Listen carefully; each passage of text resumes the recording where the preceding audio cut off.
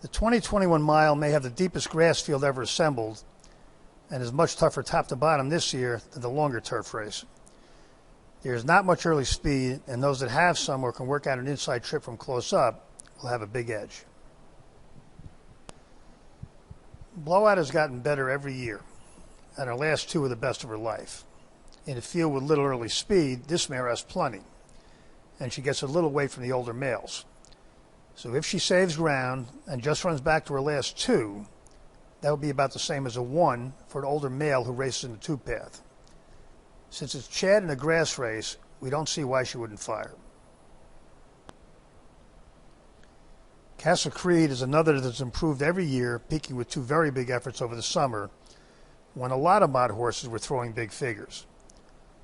The regression last time could be because many don't fire shipping into Kentucky Downs, or it could be because he's tailing off as he did at the same time last year.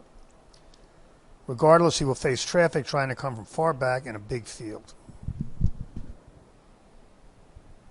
Got Stormy has done the same thing 3 years in a row, which is to be mediocre early in the year and get much better starting in August.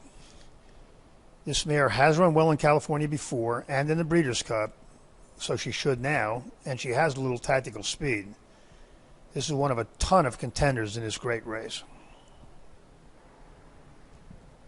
If Hit the Road runs his best and can work out a trip, he's another that's in this. But both his big efforts came when he was fresh, which is not the case now, and his running style has gotten him in trouble in much smaller fields. In Love improved dramatically this year, and his last two were the best of his life.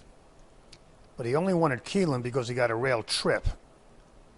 He would need to improve to contend, and we think he's more likely to regress off the two big efforts. His stablemate, Ivar, is a different story. This guy got very good last fall, actually running the two best figures anyone in this field has put in. In his last, he raced wider than In Love and ended up with the same figure while finishing fourth. But look at last year. Both times he was second off a layoff, he ran a lifetime top. That's where he is now, and we expect a big effort. Now he has to figure out how to avoid another wide trip. Master of the Seas hasn't run fast enough to be competitive here, but he's a Godolphin horse, so he makes us nervous. Mo Forza obviously has soundness issues, but all 5 of his efforts over the last 2 years make him a major player here. Pete is locally based. You would expect his numbers to look good, and they do. Mo Forza should run his race, and is a strong contender in a race that will come down to who gets the best trip.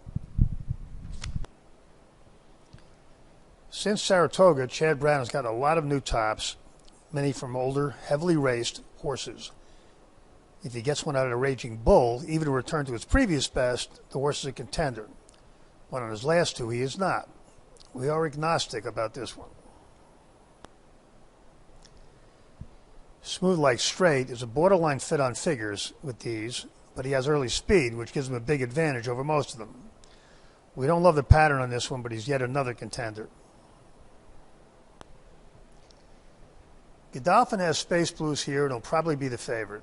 First of all, this horse's campaign ended abruptly when he ran a top last year, and it took a long time to get back to that level last time out.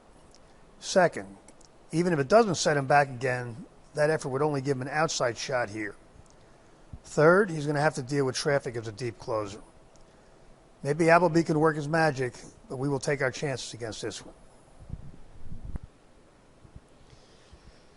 We were ready to key Ivar if he drew well, but both he and Castle Creed were killed by the draw.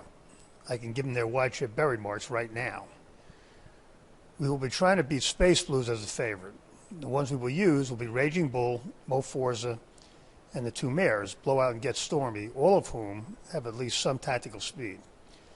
We're on the fence about using Smooth Like Straight.